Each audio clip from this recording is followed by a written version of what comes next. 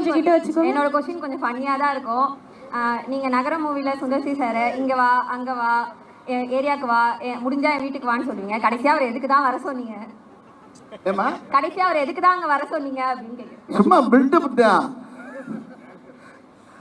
எந்த படத்தில் சொல்றீங்க நீங்க? சொல்லுங்க. நகரத்தில். ஆமாம், இப்போ ஊர்களில் தானே செய்வோம் நம்ம. என் மேலே கை வச்சு இல்லை. இப்போ எல்லா படத்துலையுமே வந்து அண்ணன் கூட பண்ண பூரா வந்து ஒரே பேட்டன் தான்.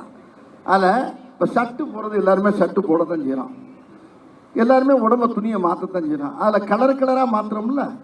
ஒருத்தருக்கு ஒவ்வொரு டிசைன் பிடிக்கும், இன்னொருத்தவங்களுக்கு ஒவ்வொரு டிசைன் பிடிக்கும். அது மாதிரி நகைச்சுவையிலே யாருக்குமே தெரியாமல் அந்த கேரக்டரை மாற்றிட்டே வருவான்.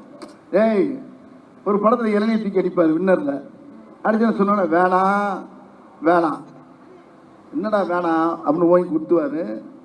திருப்பி வேணாம் வலிக்குது அப்படிமே. அதே பேட்டன் தான் இதுலையும்.